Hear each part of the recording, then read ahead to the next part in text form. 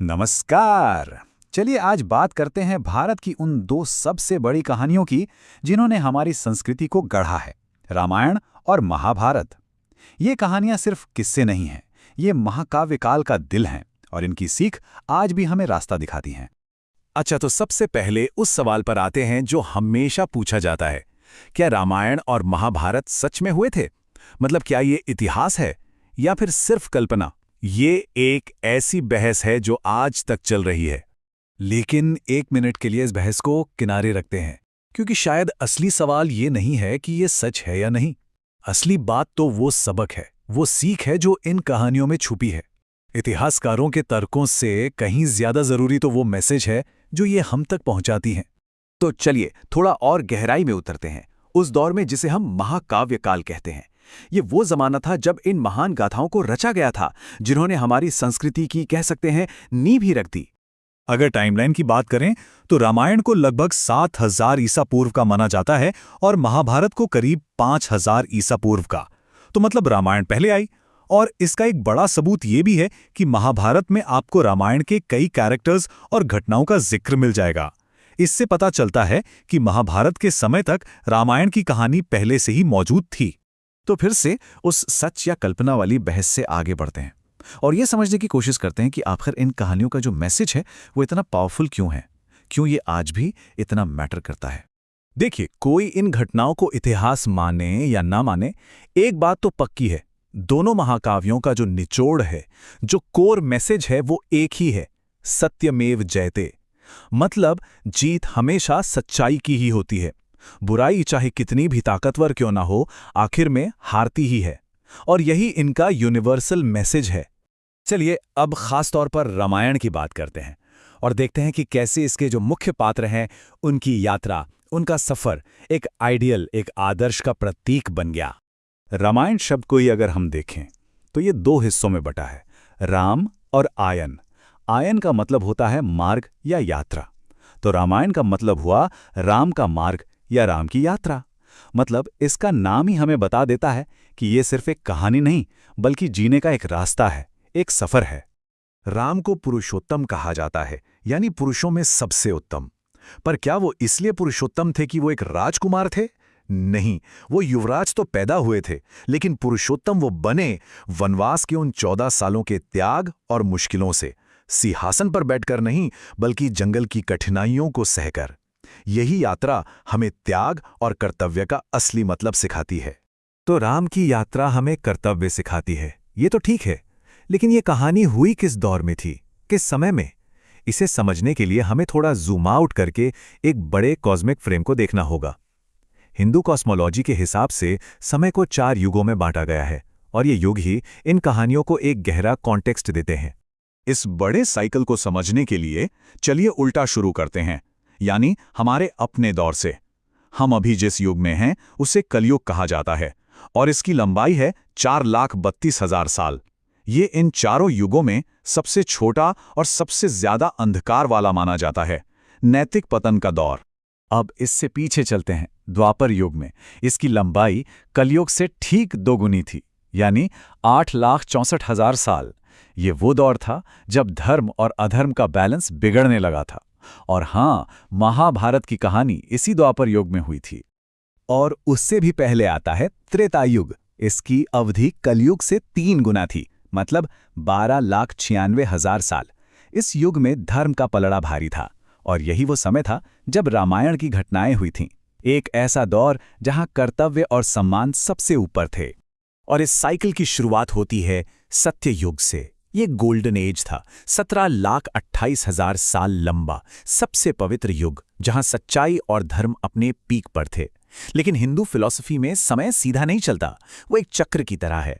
तो सत्य युग के बाद धीरे धीरे पतन शुरू होता है, त्रेता, फिर द्वापर और फिर कलयुग। और कलयुग के बाद ये चक्र फिर से नए सत्य युग से शुरू होता है। तो जब हम इन युगों और महाकाव्यों को एक साथ रखकर देखते हैं तो एक साफ पैटर्न नजर आता है, वो है नैतिक गिरावट का। त्रेता युग में रामायण हमें कर्तव्य और सम्मान सिखाती है, फिर द्वापर युग में महाभारत हमें लालच और पारिवारिक झगड़े दिखाती है, और ये गिरावट ही हमें हमारे आज के दौर यानी कलयुग तक ले आती है। और इन कहानियों की पहुंच सिर्फ भारत या संस्कृत भाषा तक ही सीमित नहीं रही। ये तो सदियों से अलग अलग भाषाओं में अलग अलग तरीकों से सुनाई और लिखी जाती रही हैं। ओरिजिनली, जैसा कि हम जानते हैं, ये दोनों महाकाव्य संस्कृत में लिखे गए थे। रामायण को लिखने का श्रेय जाता है महर्षि वाल्मीकि को और महाभारत को लिखा था वेद व्यास ने। पर कहानी यहीं खत्म नहीं हुई। गोस्वामी तुलसीदास ने इसे अवधी भाषा में लिखा, जिसे हम रामचरितमानस के नाम से जानते हैं, और इससे ये कहानी आम लोगों तक पहुंच गई। अगर हम दक्षिण भारत की तरफ देखें तो वहां कवि कंबन ने इसका एक बहुत ही खूबसूरत तमिल संस्करण लिखा, जो कम रामायणम के नाम से मशहूर है। और बात सिर्फ भारतीय भाषाओं तक ही नहीं रुकी। आपको जानकर हैरानी होगी कि मुगल बादशाह अकबर के समय में बदायूनी ने इसका फारसी में भी अनुवाद किया था। सोचिए, इन कहानियों का असर कितना गहरा था। अब एक बहुत ही इंटरेस्टिंग बात बताता हूं। रामायण का वो बहुत मशहूर सीन है ना, अग्नि परीक्षा वाला। कमाल की बात यह है कि वाल्मीकि की जो ओरिजिनल रामायण है उसमें इसका जिक्र ही नहीं है। ये हिस्सा सदियों बाद तुलसीदास जी ने अपनी रामचरितमानस में जोड़ा था। इससे पता चलता है कि वक्त के साथ ये कहानियां कैसे बदली और विकसित हुईं। तो हमने देखा कि कैसे ये महाकाव्य हमें सम्मान और कर्तव्य के युग से लेकर लालच और झगड़े के दौर तक की यात्रा दिखाते हैं। और ये सब हमें आज एक बहुत बड़े सवाल के सामने लाकर खड़ा कर देता है। आज के इस कलयुग में, इस नैतिक पतन के दौर में, एक आदर्श इंसान का रास्ता कैसा दिखना चाहिए? ये सवाल मैं यहीं छोड़ा हूं, सोचिएगा जरूर। सोचिए, क्या हो अगर कोई कहे कि थियरी ऑफ एवोल्यूशन का आइडिया हजारों साल पहले लिखा जा चुका था? जी हां, आज हम बात करने वाले हैं विष्णु के 10 अवतारों की प्राचीन कहानी के बारे में। ये एक ऐसी कहानी है जो, कमाल की बात है, चार्ल्स डार्विन के निष्कर्षों से बहुत मिलती जुलती है। हाँ, मुझे पता है ये सुनने में एक बहुत बड़ा दावा लग सकता है, लेकिन जब हम डार्विन की थ्योरी को विष्णु के अवतारों के क्रम के ठीक बगल में रखकर देखते हैं ना, तो जो समानताएं सामने आती हैं उन्हें नजरअंदाज करना वाकई मुश्किल हो जाता है। देखिए, डार्विन का सिद्धांत क्या कहता है? यही कि जीवन पानी में शुरू हुआ, फिर आए एम्फीबियंस, मतलब जो पानी और जमीन दोनों पर रह सकते हैं, उसके बाद जमीन पर रहने वाले जानवर, और आखिर में हम, यानी कि आधुनिक इंसान। अब जरा विष्णु के अवतारों को देखिए। पहला अवतार मछली, फिर कछुआ, उसके बाद एक सुअर, फिर नरसिंह, और फिर इंसानों के अलग अलग रूप। मतलब ये सिर्फ एक इत्तेफाक तो नहीं लगता है ना? तो इस कमाल के कनेक्शन को ठीक से समझने के लिए पहले ये जानना जरूरी है कि हिंदू धर्म में विष्णु की भूमिका क्या है। उन्हें माना जाता है ब्रह्मांड का संरक्षक, द प्रिजर्वर। मतलब जब भी दुनिया में धर्म पर, या कह लीजिए कि कॉस्मिक ऑर्डर पर कोई खतरा आता है, तो वो उसे बचाने के लिए पृथ्वी पर अवतार लेते हैं। और मजे की बात यह है कि दोनों ही कहानियां एक ही जगह से शुरू होती हैं, पानी से। और ये शायद कोई महज इत्तेफाक नहीं है। तो कहानी शुरू होती है पहले अवतार से, मत्स्य। मत्स्य यानी एक बहुत बड़ी मछली। ये बिल्कुल साफ इशारा है कि जिंदगी की शुरुआत पानी में ही हुई थी। लेकिन मत्स्य की कहानी सिर्फ जीवन की शुरुआत की नहीं है, बल्कि उसके लगभग खत्म हो जाने की भी है। हुआ ये कि एक भयंकर महाप्रलय आई, जिससे पूरी दुनिया के डूब जाने का खतरा पैदा हो गया। और मामला सिर्फ जान बचाने का नहीं था। हयग्रीव नाम का एक असुर था, जिसने सारा का सारा पवित्र ज्ञान चुरा लिया था। मतलब पूरी की पूरी सभ्यता ही खत्म होने के कगार पर थी। और ठीक इसी मुश्किल समय में मत्स्य अवतार सामने आए। उन्होंने एक नाव को रास्ता दिखाया, जिसमें सिर्फ राजा और महान ऋषि ही नहीं थे, बल्कि हर तरह के पौधे के बीज भी थे। ऐसा इसलिए ताकि आने वाले नए युग के लिए जिंदगी भी बची रहे और ज्ञान भी। पानी में जीवन बच गया। अब अगला कदम क्या था? पानी से जमीन की तरफ बढ़ना। और यहीं आते हैं दूसरे अवतार, कूर्म यानी कछुआ, एक ऐसा जीव जो पानी और जमीन दोनों पर रह सकता है। बिल्कुल एवोल्यूशन के अगले पड़ाव का एक साफ संकेत। अब कूर्म अवतार की कहानी में एक बहुत ही अनोखी मुश्किल सामने आती है। देखिए, उस समय देवताओं और असुरों को अमरता का अमृत चाहिए था, और उसे पाने के लिए उन्हें पूरे ब्रह्मांडीय सागर को मथना था, जिसे हम समुद्र मंथन कहते हैं। उन्होंने मथनी के लिए एक बहुत बड़े पहाड़ का इस्तेमाल तो किया, लेकिन वो पहाड़ सागर में डूबने लगा। तब विष्णु ने लिया कूर्म यानी एक विशाल कछुए का अवतार, और उस पहाड़ को अपनी पीठ पर टिका लिया। सोचिए, इस एक काम ने न सिर्फ समुद्र मंथन को मुमकिन बनाया, बल्कि एक बहुत बड़े एवोल्यूशन के कदम का प्रतीक भी है। मतलब समुद्र से जमीन पर जिंदगी के आने के लिए एक मजबूत फाउंडेशन, एक स्थिर नींव का बनना। तो अब समुद्र से जमीन तक का एक पुल तो बन चुका था। इसके बाद कहानी का अगला पड़ाव बिल्कुल साफ है, जमीन पर जीवन की पूरी तरह से स्थापना। यहां पर एक साथ दो अवतार आते हैं। पहले हैं वराह यानी सुअर, जो पृथ्वी को वापस समुद्र की गहराइयों से निकाल कर लाते हैं। ये जमीन पर रहने वाले जीवन का एक बहुत मजबूत प्रतीक है। और उनके ठीक बाद आते हैं नरसिंह, आधे इंसान आधे शेर। ये जो अनोखा रूप है ना, ये जानवर और इंसान के बीच के फासले को भरता है, जो इवोल्यूशन की एक बहुत बड़ी छलांग की तरफ इशारा करता है। तो अब जमीन पर जीवन अच्छी तरह से बस चुका है। इसके बाद कहानी का फोकस बदलता है और अब बात होती है इंसानियत के उदय और समाज के विकास की। देखिए ये कैसे आगे बढ़ता है। सबसे पहले आते हैं वामन अवतार, एक बौने के रूप में, जो एक विनम्र शुरुआत को दिखाते हैं। फिर आते हैं परशुराम, हाथ में कुल्हाड़ी लिए हुए एक योद्धा, जो आदिम शक्ति का प्रतीक हैं। उनके बाद आते हैं राम, एक आदर्श राजा जो नियम कानून और समाज की स्थापना करते हैं। और फिर आते हैं कृष्ण, एक राजनेता और दार्शनिक जो हमें ज्ञान और मुश्किल नैतिक फैसलों के बारे में सिखाते हैं। पर रुकिए, ये कहानी सिर्फ बीते हुए कल की नहीं है, ये आने वाले कल की तरफ, भविष्य की तरफ भी देखती है। नवे अवतार हैं बुद्ध, जो दुनिया को करुणा का रास्ता सिखाने आए। हाँ, इस पर थोड़ी बहस जरूर है कि क्या ये वही गौतम बुद्ध हैं। और 10वें अवतार हैं कल्कि, जिनका आना अभी बाकी है। कहा जाता है कि हमारे इस युग यानी कलयुग के अंत में, जब दुनिया में अधर्म और केओस अपने चरम पर होगा, तब कल्कि एक सफेद घोड़े पर सवार होकर आएंगे। वो बुराई को खत्म करके एक नए युग, सत्ययुग की शुरुआत करेंगे। और इस तरह ये विकास और पुनर्जन्म का जो चक्र है वो चलता रहेगा। तो हम वापस वहीं आ गए जहां से शुरू किया था। विष्णु के 10 अवतारों और डार्विन की थ्योरी ऑफ एवोल्यूशन के बीच ये जो कमाल की समानता है, ये आखिर है क्या? क्या ये किसी प्राचीन सभ्यता का वो गहरा ज्ञान है जिसे हम आज समझना शुरू कर रहे हैं? या फिर ये एक ही सच्चाई को बताने के दो अलग अलग तरीके हैं, एक विज्ञान के जरिए और दूसरा कहानी के जरिए? देखिए, जवाब जो भी हो, ये हमें एक बहुत ही दिलचस्प बात जरूर सिखाता है कि ज्ञान और सच अक्सर उन जगहों पर मिल जाते हैं जहां हम उन्हें ढूंढने की उम्मीद भी नहीं करते। तो चलिए भारतीय दर्शन की इस बेहद दिलचस्प दुनिया में उतरते हैं। आज हम इसके 6 क्लासिकल स्कूलों को समझने की कोशिश करेंगे और इसकी शुरुआत किसी भारी भरकम परिभाषा से नहीं, बल्कि कहानी से करते हैं। ये कहानी, जैसा कि सोर्स में बताया गया है, शुरू होती है कहानीकार की मां के एक अनुभव से।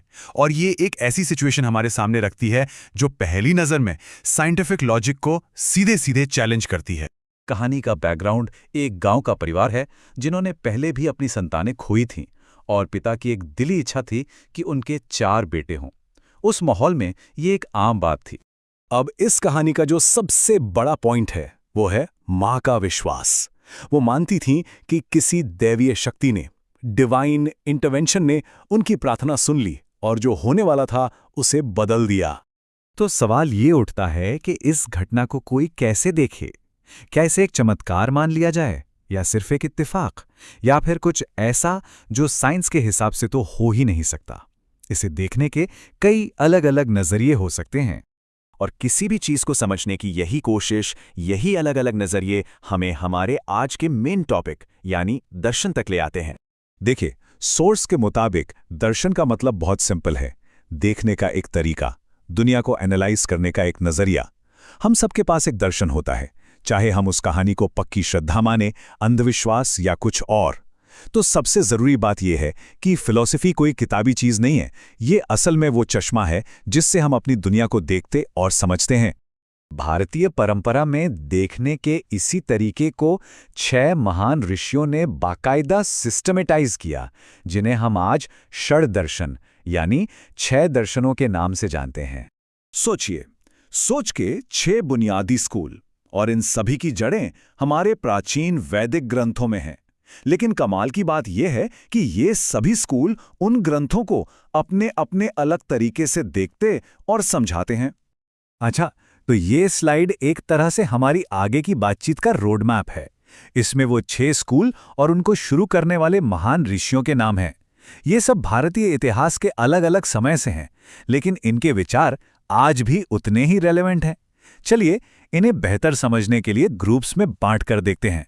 तो पहले 2 स्कूल जो हैं वो नॉलेज की थ्योरी से जुड़े हैं, मतलब हम जो कुछ भी जानते हैं उसे जानने का सही तरीका क्या है, कैसे पता चले कि जो हम जान रहे हैं वो सच है? गौतम ऋषि का न्याय दर्शन पूरी तरह से लॉजिक और प्रूफ पर चलता है। ये सच को परखने का एक सिस्टम देता है, बिल्कुल एक साइंटिफिक मेथड की तरह। मतलब किसी भी बात को मानने से पहले देखो, अनुमान लगाओ, सबूत चेक करो। दूसरी तरफ है जेमिनी का पूर्व मीमांसा, जो इस बात पर जोर देता है कि जानने की इच्छा क्यों और कैसे होनी चाहिए। इसका मेन फोकस था वेदों के कर्मकांड वाले हिस्सों को सही तरह से समझना, ताकि पता चले कि क्या करने से क्या नतीजा मिलता है। अब आते हैं उन स्कूलों पर जो और भी गहरे सवाल पूछते हैं, यानी वास्तविकता का नेचर क्या है? ये ब्रह्मांड, ये यूनिवर्स आखिर बना किस चीज से है? इसका असली रूप क्या है? कपिल मुनि का सांख्य दर्शन कहता है कि ये पूरा यूनिवर्स दो चीजों से बना है, पुरुष यानी शुद्ध चेतना और प्रकृति यानी पदार्थ या एनर्जी। और जब ये दोनों मिलते हैं तब ही सृष्टि बनती है। वहीं ऋषि कणाद का वैशेषिक दर्शन फिजिकल दुनिया की बात करता है। कमाल देखिए, उन्होंने मॉडर्न साइंस से सदियों पहले एक पार्टिकल थ्योरी दी कि हर चीज परमाणुओं से बनी है। और आखिर में है बादरायण का उत्तर मीमांसा, जिसे हम वेदांत भी कहते हैं। ये सबसे बड़े आध्यात्मिक सवालों से डील करता है कि वो परम सत्य ब्रह्म क्या है और हमारी आत्मा, आत्मन का उससे क्या रिश्ता है। और अब आखिर में उस स्कूल की बात करते हैं जो शायद इन सब में सबसे मशहूर है। ये ज्ञान और मुक्ति तक पहुंचने के प्रैक्टिकल रास्ते पर फोकस करता है। तो ये समझना बहुत जरूरी है कि पतंजलि का योग सिर्फ फिजिकल एक्सरसाइज नहीं है। ये एक पूरा का पूरा फिलोसॉफिकल सिस्टम है, एक डिसिप्लिन है जिसका अल्टीमेट गोल अपने मन और शरीर पर कंट्रोल करके अपनी चेतना को उस परम सत्य से मिलाना है, उसे एक करना है। तो इन 6 अलग अलग नज़रियों, इन 6 अलग अलग चश्मों से दुनिया को देखने के बाद सबसे बड़ी सीख क्या मिलती है? टेक अवे क्या है?